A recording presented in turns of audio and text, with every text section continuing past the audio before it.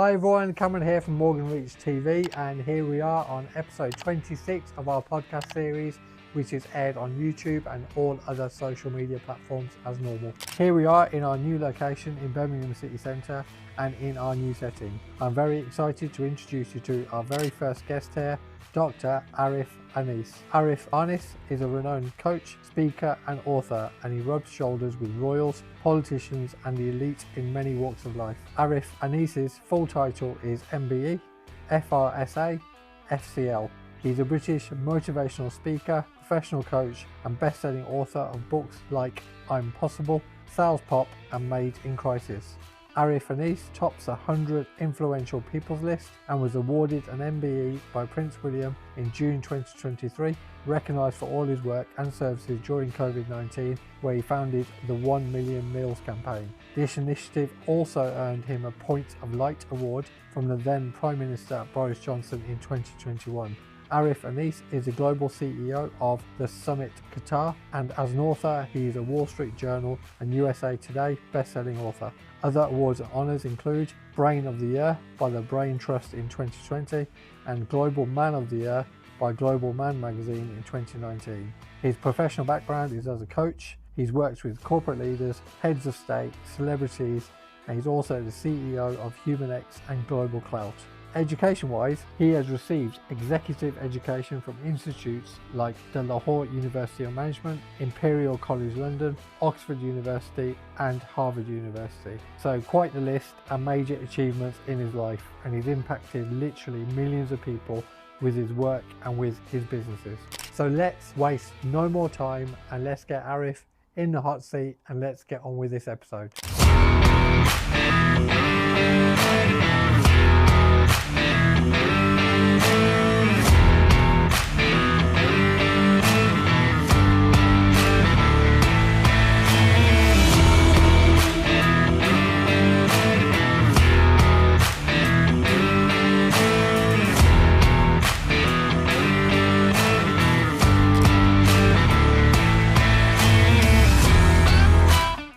Dr. Arif Saab, thank you so much. What a pleasure, Cam. Thank you. Thanks for inviting. So today you've come from quite far, have you? You come from London? Yeah, I came from Surrey, but Sorry, yeah. it took a lifetime to get here, though. Yeah, nice Friday traffic. Yes. Yeah, we really appreciate you making the effort to come down Absolutely, and see us all. that's absolutely worthwhile. No, it's fantastic. You guys are doing something fascinating, so I'd love to be part of it. Excellent, thank you so much.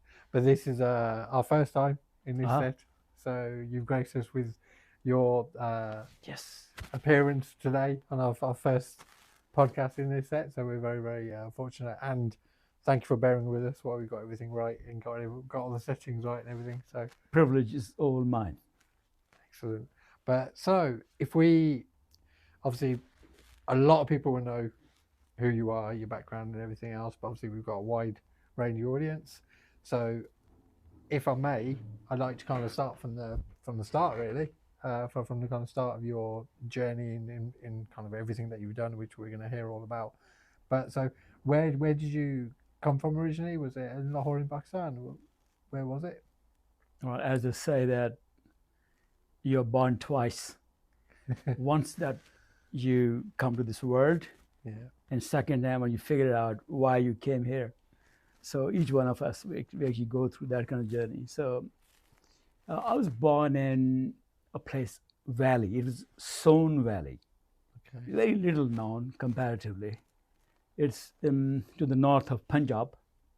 Okay. And it's kind of a tribal, not exactly a tribal area, but bordering Mianwali, Attock and Khushab. So this is the tallest place in Potawar range. Wow. And Okay. actually that's historic for a reason. And I found it out later that first time the remnants of a Paleolithic area, like millions of years back, Wow. when the human beings, they started walking on 2 feet. So one of the first incidents was found in Son Valley. So it's very popular with anthropologists, actually, for that reason. Awesome. I was born there. Yeah. Did you learn all that as kind of growing up, or was that more... Actually, yes. I was curious, looking at all these mountains, and the mountains are in layers. They are dry. They are very solid. Mm. And actually, when I was a kid, I was born as a shepherd, right? Wow. So raised along with the flock. And so my father served in the British Army as a junior commissioned officer, and he got retired, came to the village, trying to reconnect with his roots. And I was born those days. So I was born as a shepherd.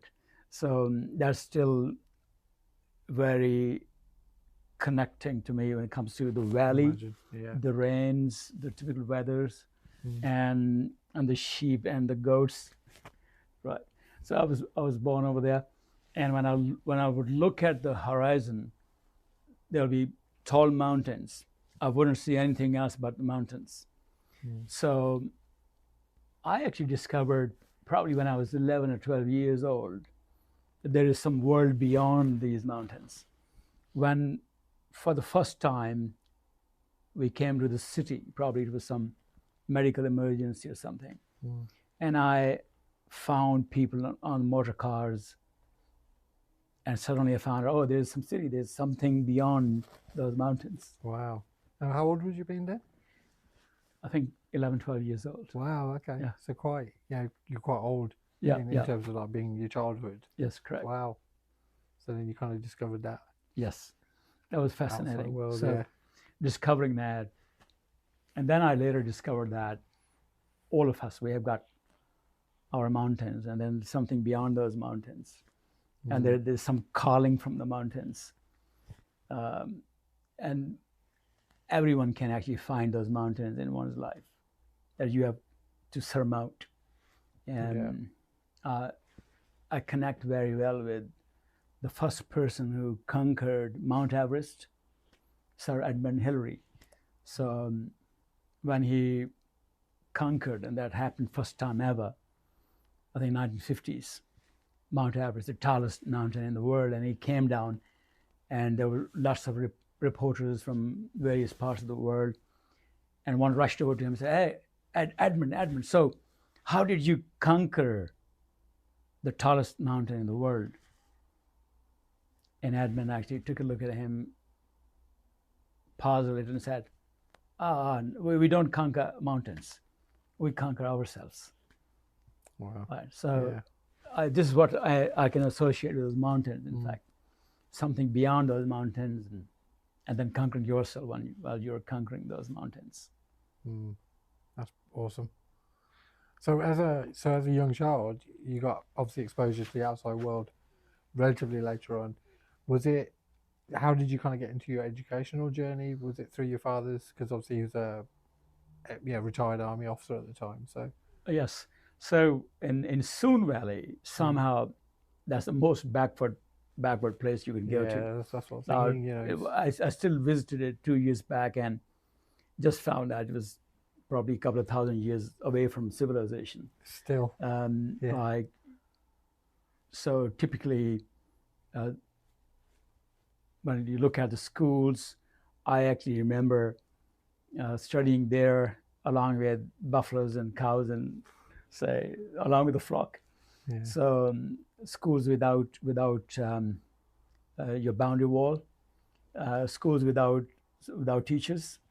So yes, that's where I studied. And then when I visited I think it was Sargodha, which is the main city connected to Soon Valley. And then I insisted that, oh no, I'm not going back. I want to study here.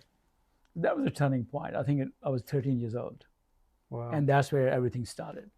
I was so adamant that my father, my parents, they gave in to me. And they said, okay, fine. So if you want to go, go. And I went to Multan. That's one of the large cities in Pakistan, where an uncle of mine, he was kind enough to facilitate me to move from the village. And I moved to Multan, and that changed everything in my life. I can imagine. It must have been a massive contrast to, like, the Absolutely. mountains. Yes. Coming down to the So city. one of I still remember, like when I was in Anga, my Son Valley days, I would struggle to get a newspaper or get a book. I was very imaginative. I actually started writing when I was probably 6, 7 years old. But then I didn't know about the rest of the world existing beyond those mountains. So the moment I landed in the city, where I could get books, I could study, I could read, it was life transforming experience. Suddenly I was knowing where I am, and this world is so fascinating and so much to learn. So I was hungry to learn. I devoured everything, probably hundreds and thousands of books along the way, just in my hunger and struggle to learn more about life. Do you think that was driven from, like, your lack of, obviously, literature and information education? Absolutely. In your early years? Yeah. Correct. And that's what I figured, that one of my book, its title is Made in Crisis. Yeah. And actually I met so many amazing stories, so many amazing icons, great success stories. And I found out that most of the great success stories, they are forged in crisis. They are forged in hunger. So when you are hungry, when you don't have something, you give whatever it takes to make it happen. Got nothing to lose. Exactly. Yeah. So at that particular point in my life, finding books and actually my ability to read them, and that was actually one thing beyond my access. And the moment it happened, it changed everything. I suddenly I could think, I could learn from the masters, I could learn from the best in the world, and that was a fascinating time. I can imagine. It must have blown your mind at that time. Indeed, indeed, yes. So and that's how books actually, I still remember that. Books since then, they became the biggest blessing, the biggest charm, the biggest turning point.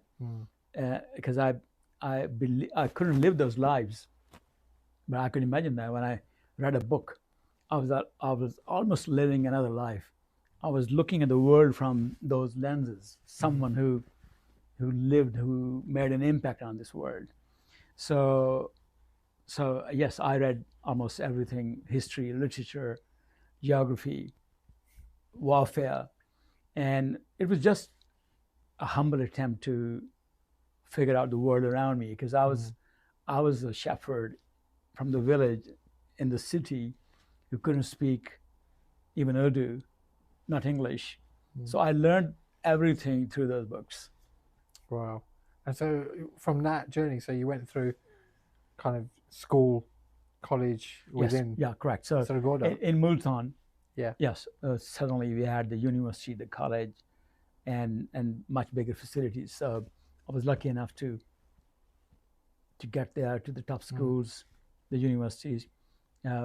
Punjab University, actually, that's where I graduated in clinical psychology. So I became a clinical psychologist. That was my first major qualification.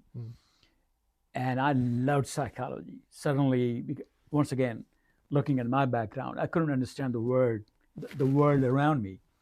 And when I was there, I thought, okay, getting this degree in psychology, understanding people, understanding life, that would be something fascinating. And that's how I got into psychology. And then I got my further specialism in clinical psychology. And that was itself a transformational experience. Awesome. It's just so, coming from the background that you have, everything that, kids nowadays have got an abundance, especially with the internet now, everything's at your fingertips. They don't know they're born, in terms of what you went through with the information and everything else, and you were so hungry for it. Correct. And I believe personally that the quest is important. It's not that you have everything, it is actually what you focus on. Right. Yeah. your attention, that's everything. And we are living in a world where the attention economy rules. Look at all the eyeballs and clicks and likes and all that. So that's beyond now good $2.5 trillion worth of attention economy, Instagram and Facebook and TikToks and all that. So mainly what is attention? It is nothing more than actually what you're focused on. So while growing up and almost having no means and less resources, I just wanted to learn more. And somehow my migration to a bigger city, that opened the doors, and it was possible. It was suddenly possible to have access to the libraries, to the teachers, to great places of learning like Punjab University, Government College. Those were just like dreams those days. Yeah, I can imagine. Would have been different, even though you weren't actually that far away from where you were born. Yeah. It would have been. So here's a quick question for you, while we're on this point, while we're seeing these differences. Knowing what you know now, knowing what you know about the world, everyone always says the grass is greener on the other side. Was ignorance bliss? Living in between those mountains, would you go back? Yes, correct. That's a very deep question. Yeah. And I would still want to learn more. And when I look at the life with with the lens that I have now, I still believe I'm the same curious kid from the mountains who just wants to know more. And I think still not much has changed in me. I'm still that curious. I have traveled actually in more than 97 countries. Wow. And one of the fundamental reasons was, and has been actually, exploring cultures, languages, human beings, and just reimagining this whole thing together. So I would still want to learn more, even if it hurts sometimes. It is worthwhile. So is that, what is it, the red pill, blue pill matrix? Yes, true. Do you want to go you back? Gotta jump. Yes, so you got to jump. Excellent. I'm glad you said that. It's a lot more interesting. But so from where you were at university, how did the next steps? You mentioned how many countries you visited. We've been through the introduction, but where did you go from being a clinical psychologist in Multan? Had you moved to Lahore at this point? Yes, correct. So I actually moved to Lahore. Yeah. And I got my first, actually, during my university days, when I was actually hardly 20, 21, I published my first book. Wow. Right. So, because I was so much in love with books. Yeah, I was going to say. You had to do it. Exactly. So, for me, it was connecting with the world and discovering it, and that's the time when as a friend of mine, Kaiser, he became a partner. We actually published many books together, and the first book was Tick, Tick, Dollar. So it was on time management, very interesting concept. Yeah. So time is money, tick, tick, dollar. And that happened when I was in the university. But then there was a time, as you would come across several amazing stories, and mine is not that amazing, it's just probably a common story, but you think about something, and whether you call it the law of attraction, manifestation, or whatever. So I'm here from the Shepherd. I'm here in Lahore. Exactly. Lahore is definitely a metropolis. It's a big one, and compared to Multan even. And I'm experiencing life, and I'm just thinking. And then I go through some crazy thoughts, because for me, coming out from those mountains, landing in Multan or Lahore, it was a phenomenal experience. Once again, the kid from the mountains, just looking at life, amazed, curious. So I still recollect, I used to have a couple of wild dreams those days. Okay, the first wild dream was, I would serve in the military, because that always appealed me. Yeah. And the uniform and the father. Yeah. This Son Valley is among the regions which are known as the martial race regions. So these regions provide the Pakistan Army a bulk of its infantry. Infantry forces, yeah. So and these people are soldiers, hard-boiled soldiers for hundreds of years, whether they were in Pakistan or with the British Raj or even prior to that. So that particular romance was still there. Then when I was growing up, being a CSP, which is the civil servant of Pakistan, or civil service of Pakistan, that was something really heavy. So if you are an assistant commissioner, deputy commissioner, police chief, so for the kid from the mountains, it was something really awesome. High status. Yes, high status. Yeah. So one of that amazing thing, I would love to be a civil servant in Pakistan. And those days, actually, in my college days, President Clinton became the first ever, he became the first term president of the United States. Yeah. And I used to look him in Time, Newsweek, and magazines. Another crazy dream was, one day I'm going to have dinner with the American president, right?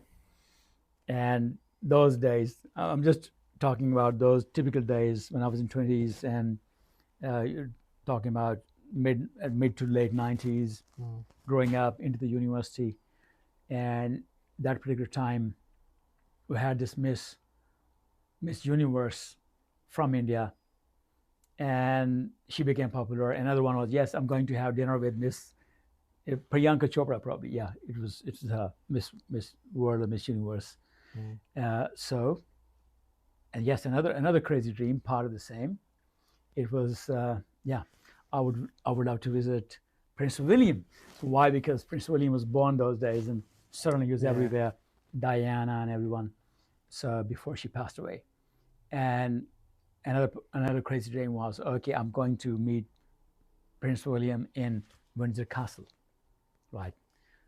And then all these dreams, and I'm in Pakistan with no idea to actually even move abroad and travel or whatever. Then everything actually coming true in the next 20 years. Wow. I actually hosted President Clinton here in 2012, partnered up with a friend, Black Pearl. We had an event, 7,000 CEOs from 50, 60 countries of the world, met Priyanka Chopra many times, became actually wore uniform as a captain in Pakistan Army, became a deputy commissioner in the civil services of Pakistan. And then what else? And Prince William's, just met him 2 years back in Windsor Castle. So be careful what you think of sometimes. That can happen. Yeah. Absolutely amazing. But where is it? How did it happen? So you're in Lahore right now. Yes, I'm in Lahore. And I'm summary format. Yes, correct. I'm in Lahore, and I joined the civil services. Yeah. And I'm just definitely living the dream. You joined the civil services. I joined the civil services in the Federal Board of Revenue, and all of that. Life is fascinating. I got married those days, and actually, that's another story. Actually, just kind of something which is quite similar to the Slumdog Millionaire. Because I actually won a quiz show to finance my marriage. Wow. Okay. That was won $1 million rupees, and I actually had no money, and I fell in love and wanted to marry, and I didn't have the means, and I won this quiz show, and on TV, was it? On TV, yeah, exactly. And that's another fascinating story. So I'm married, settling down in a manner that I got the job, an important job, and I'm enjoying it.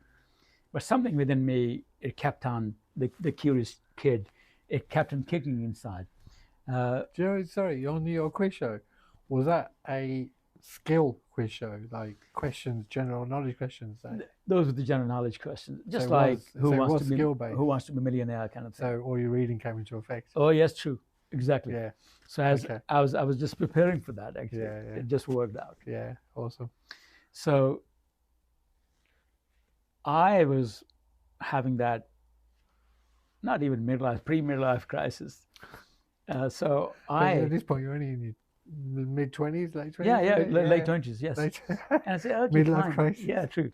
So I'm having this job, and everything is good, Yeah. but it's not really fulfilling. It's not really what I wanted.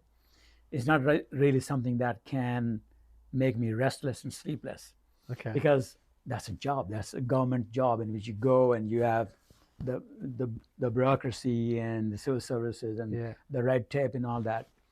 And I was thinking, okay, fine, I should do something. I should learn something. And what really sets me on fire is the quest to learn. And then I actually had a book of mine, a diary of mine, in which there were people listed. I'm going to meet this person and that person, and Dalai Lama and Tony Robbins and Tony Buzan and Jack Canfield, because all these people, they were just like demigods. Like Yeah. they were published. They were amazing. They were thing out of the world, and they were fascinating. So then I thought, okay, I must leave Pakistan and fly out of the world wherever they are and learn from them. So I left the country, the job, and started seeking all of that. I came here in the UK roughly 10, 12 years back, and went to some colleges, universities, got some executive education from Imperial College, Oxford, Harvard. The same quest. I just wanted to go to You the said best. that very, very, like, that was easy. But that's a remarkable that was achievement itself. but that was just part of the same quest. Yeah. Just wanted to learn how did they do it?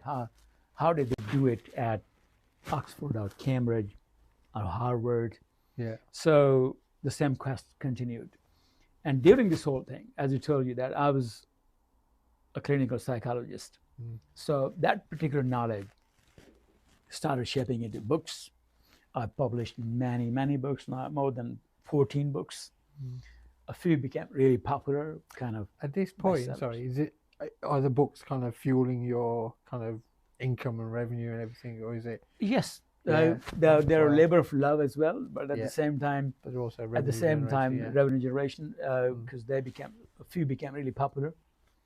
Follow Your Dreams, I Am Possible. Yeah. That became actually quite a global That's a big hit. one. Yeah. Exactly. Yeah. From Katy Perry to several others yelling, I'm possible. Actually, that became really big. Made in Wow. Crisis. Yeah. Then I became a US Today and Wall Street Journal bestselling author. So yeah, it's something I love doing. At the same time, it fuels my passion to learn and to make sense of the world we live in. And yes, it makes money.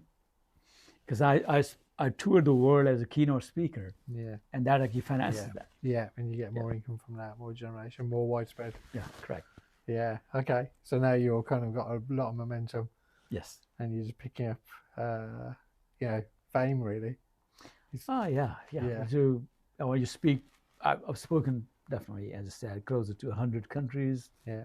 And definitely to multi-million audience, sometime 10,000, sometime 20,000. Wow. Sometimes smaller numbers. So yes, all of that exposure they kept building in a certain followership, and now I've got my audience, people who want me to publish, want me to read, want me to write. So that's now something I do what I love doing, and I got some audience too. Awesome. So once you got the momentum, because you've obviously moved a lot of your effort and time and your focus on charitable work, and things have kind of charitable work, as I personally feel and believe that service to others, just like great Muhammad Ali used to say, that service to others is the rent which is due to us while we stay on the planet. amazing. Like we're here to serve, and we're here to serve our fellow people beyond any differences. And that always connected me. I always tried to do this when I had little resources, no resources, more resources. So I volunteered in Pakistan, or in multiple countries where I went, in the UK, from the same mission, and that is to serve. I think the extent I understood life is that it's all about building bridges, holding hands, and opening doors, making this worthwhile. So in terms of you mentioned the list, your kind of bucket list, you could call it, of people you wanted to meet. Sure. So at that point, when you moved to the UK and you're progressing through all your kind of targets and you're doing charity work, how was all the things? Did you meet Tony Robbins? Did you meet the Dalai Lama? How far have you got up the list? Yes, somehow, most of that happened. I shared stage with President Trump, Dalai Lama, Tony Robbins. Yeah, we did, I think, a couple of things together. Wow. Tony Buzan, who's the inventor of mind mapping. We actually became very good friends, kind of a fatherly figure to me. We traveled more than 20 countries together. Wow. Spoke at global stages. This was the speaking engagements. Yeah, true. Wow. Yeah, but then lucky enough to share stage with almost all big names: Brian Tracy, Jack Canfield, Robin Sharma. Almost the whole list. Actually, somehow, once again, it's crazy, but that whatever diary I had, if not probably apart from Stephen Covey, who passed away before actually I stepped into or onto the global stages, and managed to do this with almost everyone. Yeah, amazing. That came true. Yeah, wow. So we'll get into that in a little while. But so when we were working through your list, so during, because coming up to the COVID years, the Million Meal Project that you did. Million Meals. Yeah. How did that come about? That was amazing. Yeah, that came out of sheer despair. January, February, March 2020. Yeah. And like most of us, I thought, okay, fine, it seems this is the end. We all are gonna die in the next couple of months or weeks. Oh God, yeah. And you can imagine, actually, you can connect with those times, scary stories flickering all over the place, TV, internet, radio. And I was actually, I think it was COVID, early March, prior to the first lockdown. Yeah. I think it was probably after the 20th of March, the first lockdown. About 20th, wasn't it? Yeah, the first one. Yeah. Correct. So I became ill, and I personally feel that it was COVID. Though that time there was no way to even diagnose it properly. Yeah. So midnight, 2:30, 3 a.m., I was having some breathing difficulties. My wife called the services, and they arrived. And what I've heard from them, they said, "Oh, this is our 36 hours long shift." And that time they didn't have the PPE, the equipment. Yeah. They didn't have it. They ran out. And they were just complaining of the very, very long durations and the calls and the pile up.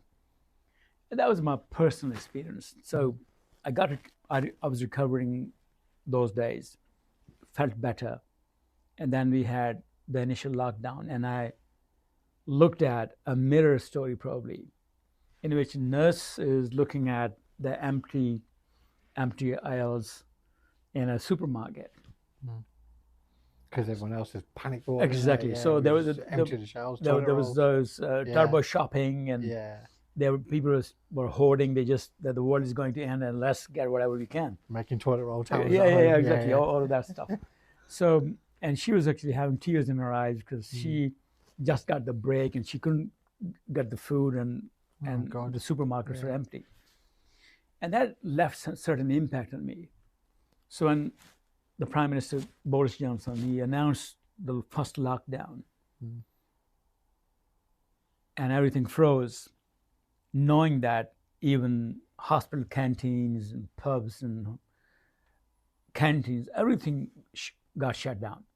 So the doctors who were actually on the doctors, paramedics, key services, who were the first line of defense, they didn't have the warm food available. And that was ridiculous because you're talking about the NHS. And NHS is having its budget in tens of billions of pounds.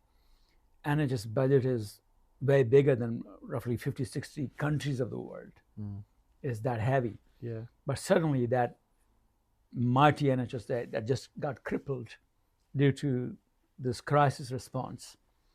And the doctors and paramedics, they were serving 24 hours, 48 hours, 72 hours, and then going without any warm food because everything, the whole supply line just got crippled. So I was looking at that, and then there's a friend of mine, Suleiman, he's a foodpreneur, and another friend, Bilal. So we three met, and we were actually meeting. I still remember we curated a document, a very interesting one. And there were a few concepts behind it. One,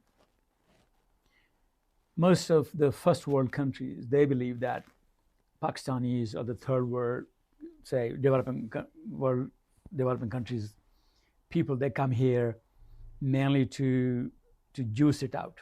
Yeah. And Benefits. And they benefits, and they don't contribute much. So we thought, okay, if the mighty NHS is on its knees, what can we do? Instead of getting, how can we contribute? And then we thought of food, because knowing that that's a crisis, knowing that everything is shut down, and these people don't have access to energy and warm food, and that's important to keep them going. So being a foodpreneur in that particular meeting, and then Bilal, who was Forbes 30 under 30, a techie, and I, who's mainly more strategy and all that. So that was actually the 1st April. It was the 1st April Fool Day, right? And we thought, well, let's do something which is fascinating and probably stupid, right? Yeah. And we came up with this. The underlying idea is, we don't know the world is going to end in the next couple of weeks and months. We don't know all of us would die within that particular time. So let's do whatever we can.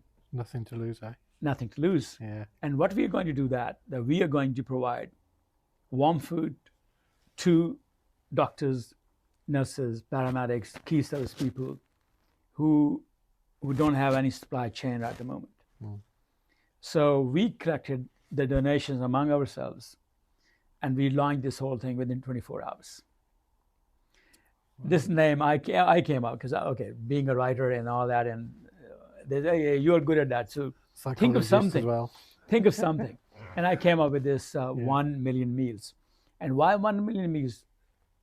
Honestly, that particular time, if someone would ask us, would say, okay, we could feed probably 500 or 1,000 or 2,000. I wouldn't think beyond that, because we didn't know even how to source everything, how to cook. There were those restrictions and everything. So how to do that? And I said to Suleiman and Bilal that, all right, let's think big. Instead of serving 1,000 or 5,000 or 10,000, let's serve 1 million meals. And let's appeal people and their definitely compassion muscle. And let's serve 1 million meals to these hungry doctors, paramedics, key persons. And that's how the name was born. Awesome. How was that delivered then? Because you need significant resources for that. Yeah, so that's where I personally believe, and when you do something which is fascinating, which is totally non-selfish, totally driven for the greater cause, things happen. Yeah. Right. So would you believe what happened? Within 48 hours, within 72 hours of the launch of the campaign, only 3 of us thinking about it, the name is out, registering the name, And within 72 hours, the first person who actually threw his hat in the ring and said, yes, I'm going to support 1 million meals. Who was the person? David Beckham. Wow. Okay. Yeah. So, strange ways the universe works. Yeah. The next day, there are more than 280 global media outlets in over 100 countries of the world, Latin, French, English, Arabic, broadcasting about 1 million meals, thanks to David Beckham. But this is definitely the God Almighty who probably looked at this whole drive and just made it happen. Yeah. So then it became a global story. Then we got so many celebrities and MPs and ministers and just boxing champion Amir Khan and Hollywood stars and several people actually who became part of it. Yeah. And that became big. Yeah. And that made it happen. Like those donations started pouring in, and we were not collecting any monies. We were just connecting donors with the suppliers. Yeah.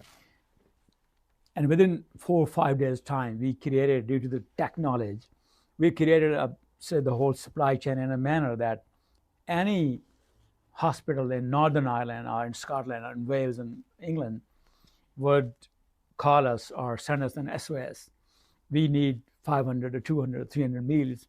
And we would source everything in the next 2 to 4 hours from the local, whatever the locality is. Available, yeah. And actually, we would raise funds or we would donate or dedicate funds, and then we would make it happen and we would deliver. And all of this was just happening on the go. Volunteers, everyone is a volunteer, including us. Yeah. We got volunteers from several communities, several nationalities, several ethnicities. And I think that was one of the most fascinating things, making it happen, becoming part of it, and actually feeding those people who laid their lives on the line for all of us. And that's amazing. how 1 million meals actually became a story. And did you actually cross national boundaries? Did it go abroad as well, or was it all within the UK? The UK, actually, we got demand even from Spain and several other countries. But definitely we couldn't do that. Yeah, resources. Yes, but then, from the UK, all parts of the UK, I think we reached out to more than 203 hospitals and trusts and locations. Wow. That was beyond any plan. Like, all of that happened. And none of us died. Awesome. This is good. which is even better. Yeah. And then, so that's how you got, so then after that, so obviously COVID's calmed down, thankfully, and Yes, we had the second wave, but then definitely the second wave didn't have that kind of urgency. As impacts and urgency, Indeed. yeah. So, but that became a big story. I still remember receiving letter from the Her Majesty, the Queen, Prince of Wales that time, and then Prince William and Kate, Prime Minister Boris Johnson, and from many, many people. So who were just inspired from all that act of compassion. And I think, like, I don't consider myself, or say 3 of us heroes, all those people who became part of it, who supported this, who made it happen, who actually delivered that. So all of them actually, they flexed that compassion muscle, and that under the bleak circumstances when the world was going to end, I think that was a great ray of hope, reason to live. Yeah, definitely. But is it you 3 brought it all together? You put the resources, you put everything together. So yeah, that was kind of a dream actually, a wish list, and somehow God made it happen. Yeah, connected all the dots, and yes, sprinkled some celebrity endorsements. Thankfully, once again, like all 3 of us, and that's a unique thing because we were told from the royal office, all 3 of us actually received the royal recognition. Yeah. Which is kind of unheard of. Like, was that from the Queen? From the Queen, then from the King. Yeah. Yes. And then followed from the King. Yes. And when did you? So you obviously, well, the audience don't know, but you were awarded an MBE in 2023. Yes, correct. Yeah. Yes. So. And where was that given to you? that was given to me by Prince William at the Windsor Castle. So I was just looking at the. I was with family. We were given that VIP tour of the castle, wow, amazing, and all the staterooms and all that. And I was just imagining and thanking Almighty, like that's how dreams become reality. And you dreamt that back in Lahore, yes, 25 years back from that moment. Yes, exactly. Yeah, that was Lahore. Yeah. But then, that's something that was a crazy dream, and then receiving it from the Prince of Wales, it was couldn't be thankful or humbled enough, because that's definitely Allah's very special blessings. Yeah. But that whole real move behind that, and actually the interesting document that 3 of us prepared is still with us. It clearly mentioned that none of us would want any recognition or prize or any honor for that, because we are doing this from out of our heart. Yeah. And somehow all 3 of us, we got it. And probably once again, you deserve it. Yes, the power of conviction and intention, in fact. Yeah. So, but what we really appreciate, it is bringing people together, bringing communities together, and knowing, because in those times, everyone who was part of it, who was delivering, who was leaving home, who was contributing, didn't know what's next. Exactly. And then doing under those circumstances, that was the sheer power of human compassion and giving, and that I think is a great memory. And I think it's a humbling moment that we, 2 or 3 people with marginal resources, we just could thank NHS for its great decades of service, and then what all those doctors and all those great paramedics did for us. And many actually died on the way while doing their duty. Yeah, of course. That's remarkable. So after that, you met Prince William. Yes. And you also got to meet Mr. Bojo. Oh yes, exactly. Yes, yes. Invited to 10 Downing. We received the Points of Light Award. Points of Light Award, that was a fascinating moment again. Yeah. So you actually went to Downing Street and received that. Yes, correct. Yes, I've been there a couple of times, and definitely a great experience. Awesome. So after that, you've carried on doing a lot of charity work. You know, we've come to make connections with Morgan Reach and with the firm. Indeed. Through your charity and through the kind of business talks and things. Indeed. So what have you done since then? Have you carried on along that? Yes. So giving is an essential part of my life. Yeah. And that's what actually I teach, I coach, I speak about it. Like there was a campaign, 1 billion minutes. We just wanted people to commit hours, minutes actually, because one of the fundamental things I figured out is that giving money is good, but then giving your time is even better. When you do it yourself, and you do it yourself with your family, that is the next level of actually compassion. Because giving money is probably, that's great, it definitely helps, it makes so many things work. But giving your time and giving your attention to the world, the kind of broken, fractured world we have. So a lot of misery around us. That's important. That's crucial. And that's a fundamental part of my ethos, what I believe in.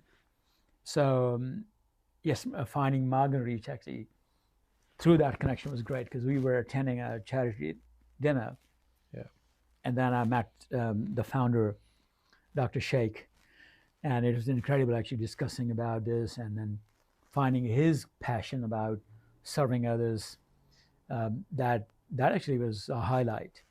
I seldom meet many people who are that driven to help others, and they mean well, and they're really, and there's something stimulating about, like, that somehow drives them throughout their lives. And that's what I found when I found out about Morgan Reach. I personally feel that if money grows on trees, then definitely we need Morgan Reach and people, professionals like them, who can actually enable us to take care of that money when it falls off the trees. Right? Stop losing it when it falls off the Exactly. tree. Yeah. Exactly. So yes, so that became the reason when we got engaged. We met for the first time, and I'm actually a volunteer for Akuvit, which is a great charity, and I do this with many charities, from the British Asian Trust to the Prince's Trust. Many charities doing great work. Akuvit, which means the brotherhood in Pakistan, that is something very close to my heart for one reason, because that doesn't give dole, doesn't give money to other people just so that they can pass that tough moment, that one day. But that actually teaches them to get on their feet and do it themselves. So from $100 beginning in 2001 to now, and over $1 billion have been donated to more than 6.5 million recipients, and their lives definitely changed for better. I think that's a great cause. So Akuvit is a charity. I volunteer myself. My family volunteers for that. And yeah, that's when I joined hand with Morgan Reach, who actually hosted a dinner here when the Akuvit's founder joined in, and he inspired us with his vision and the whole reason and the ethos. So charity, as you said, that's my way to connect and serve, and once again connect to the very reason of why do we exist. And I think this entire concept that the world of haves and have-nots, if they can shake hands, this world could be a much better place. 100%. I wish they would. I wish, Inshallah. Inshallah. And every step that you're taking, everything that you're doing is obviously one step, inshallah, closer to that. True. So, no, it's remarkable. So now, the charity, there's a dinner coming up, because obviously at the moment, the problems exactly. Never finish. Yeah, unfortunately, we have floods again in Pakistan, and the founder of Akuvit will be here on Friday, the 26th of September, visiting Birmingham. We're going to have our second fundraiser. So he's going to. Akuvit is heavily involved in the rehabilitation of the flood-hit people. I was so glad knowing that they built more than 10,000 homes. They rebuilt actually from the damaged areas just 2 years back. It's unfortunate that once again we are in a similar crisis. But then yes, we need to flex that muscle of compassion and keep on giving and keep on building once again. Because those people who lost everything, they need our hand, our conviction, our brotherhood to stand back again on their feet and live their lives with dignity. 100%. Because it's just a shock. Absolutely. Yeah, the same. Not obviously all the same regions, but a lot of the regions have been hit once again. Very unfortunate. It just seems so unfair, to the people that are affected. Correct. Just getting back on their feet. 2 years Indeed. It's gone very fast. Very fast. It's happened again. So we are obviously supporting the dinner with the charity, and we are going to be inviting as many people as we can. We're going to be opening up to the community. We need everyone's support. We need everyone to be there. Absolutely. So it'll be absolutely fantastic. So the 26th of September, we'll be looking to have the dinner. Where is it? It's in Edgbaston. Yes, Edgbaston Cricket Stadium. Cricket Stadium, And really grateful to Morgan Reach. And other friends in Birmingham who are supporting this. We definitely need people who can commit their time, their intentions, and look after those who are probably facing the biggest crisis of their lifetime. Yeah, definitely. So Friday is an opportunity to reach out and show brotherhood and to do your part, isn't it, for all of us? Yeah. Indeed. So if you do want to join us for that dinner, you're more than welcome. We'll put the details within this podcast release. you can come. Please do come along to dinner. Please do support us. If you can't even make the dinner, we'll put the links on there so you can donate as much as you can. We really appreciate your support, and so would obviously the charity workers, everyone that's doing the work out there in Pakistan to help all the flood victims. So going back to, so where are you at now? So all your books and everything that you've written. How many books have you written and published? Do you keep a tally anymore? Yeah, I think so. Yes, Yeah. I can manage it yet.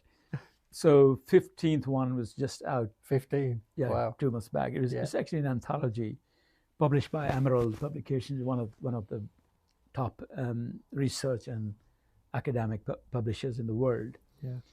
That's on. Okay, the shadow. Okay. The shadow is actually a symbol for misinformation and dark side of human psychology. Okay. Wow. So how social media is being abused by governments, the corporate, and the powerful people to spread disinformation. Because 25 years back, when internet was unleashed, one of the fundamental concepts was the world would be a much better place because everyone would have access to information. All information. Truth. Yeah. Truth. And yes, exactly. Yeah. And suddenly we found out now that probably this is the time when the fake news and disinformation couldn't be that popular ever in the history of the world. That the moment we have, because with a single click, now you can spread all which is untrue, and you can unleash it on the world. So this book actually, it collected some of the top experts of the field from 15, 16 different categories, strategists, thinkers, philosophers, ministers, the government people, and that's mainly weighing how the shadow, how the untrue version of reality can be combated, because that's a huge threat to the peace of the world. Of course. So that was the latest one. And the next one would be, sometime early next year. So that was it. So that book's available now. So yes. That's the one, yes. About the Untruth. And what's the title of that book? Demagogues. It's actually about the politicians and about other people, and then the power of the shadow and how the shadow works, the psychology of people. So this particular version actually looks deeper about twisting the psychology and then different tools being used. So it's also a guide to combat against the misinformation. It's mainly about how the misinformation or disinformation is shaping this world we are living in. Yeah. Yes. And how you can combat. Very, very on point. It's extremely, there's movies about this now, isn't there? Oh, yes. People are doing, yeah, true. It's a real big problem, as you say. And it's being used as a tool. It's being Indeed. used as a tool by a lot of Indeed. parties and politicians. Some, obviously, we won't name any, right? Obviously, we're going to keep yes, neutral, everyone can find. We know, yes. Everyone knows. Everyone has their opinions. But that's true. Yeah, it's happening all around us right now. Absolutely amazing. So what's kind of next on the agenda? Have you got anything else? Any other projects that you you do so much, so it's hard to... yes, I don't want to be projects to more work. To publish more, heavily vested into artificial intelligence. I'm actually speaking along with Apple's founder, Steve Wozniak, next month. Awesome. In Moldova. Yeah. We actually are exploring some artificial intelligence related projects, definitely due to his very unique insights on it. I can imagine guys' insights. Indeed. Yeah. So artificial intelligence is another very interesting phenomenon we're dealing with. Yeah. While it is attracting trillions of dollars of money, at the same time, it also raises big questions about its legitimacy, ethics, and how it can actually endanger humanity at the same time while it's empowering it. So I think it's really crucial that while we're drumming AI, we need to look deeper into that and probably behave more cautiously and consciously than only making it a money driving, a printing tool. So I think that's where we're doing a couple of projects around it, different regions of the world. And this particular next month summit is also part of the same exercise. Wow, and that's in Moldova. Moldova, yeah. Okay. Have you been doing much in recent years? Is speaking and the books and? Yes, true. everything else, That's is what I that do. your- I yeah. advise corporates, big corporations, Yeah. coach leaders, could be leaders in any given field, and I speak worldwide as a keynote speaker. United Nations, World Economic Forum, European Parliament, many other places. Excellent. You can't get much better than that. So it's it's absolutely remarkable. From hearing your journey from where you came from, and that you still feel like you're a shepherd, that you're still out there, looking for the world, looking for information. It's amazing. With the same curious eyes. Yeah. What the hell is going on? That's it. How to make sense of it. And what I've been following, like you're moving through the topics, you're moving with so now it's AI, it's a new dimension, is what's going on in the internet, digital world. Capturing the spirit of time. Yeah, excellent. I can really see that. Okay, so I'm just trying to. It's been an amazing podcast. So hopefully the listeners and our followers have got a lot of information from this and have learned a lot. But from your perspective, if you were talking to the teenage population, the people in the early 20s, looking for direction right now, we're talking about moving with time, moving with the flavors. What would your advice be to them about a career choice or about worries about AI, for example? Particularly avoid advice, because I think it's a hard pill that you're trying to serve. Yeah. I think the best thing about life is that we all discover that this unknown is unknown territory, uncharted territory. We don't know what's going to happen tomorrow, and that's the best part of it. So it brings every day a new surprise. I personally feel that as long as you got your compass right and you finding your why you exist and what makes you tick, what exactly means to you that you're alive. Like, personally, I feel that the past doesn't exist. The future is yet to come. And it is here and now, it's present. And right now, in this moment, we both are alive. And we can probably feel our hands on the pulse of life right now, just this moment. And probably you are the most important person in this world because you're here right in front of me in this moment. And, Thank you very much. And living that moment, living that with that intensity, I think that's feeling more alive. Nice. But then knowing and finding your why, I think it's everyone's journey. Everyone's journey is unique, and that's actually an incredible thing. I don't think it's boring. It's wonderful because I personally feel there's a book in everyone. Everyone has a unique path to find what life is and working this whole puzzle out. So I would say for anyone, any age, it's great making sense of this puzzle and then not getting upset by it. Actually, it's a puzzle. So as long as you're trying to solve it and you get better at it, it works. You don't need to master it. Yeah. Works for everyone in a different way. Yeah, correct. Yeah. Don't get too stressed out about it.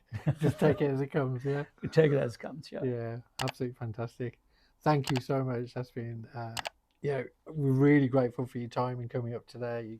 It's taken a long time in traffic and you've given us so much information. It's been a real eye-opener. Absolutely a worthwhile journey. And I can't thank enough Morgan Reach for their incredible support to the humanitarian causes for the earlier fundraiser for the 26th September one, and your support. And everyone else actually is going to join this or join any cause. It's not any particular cause, but join any cause and serve.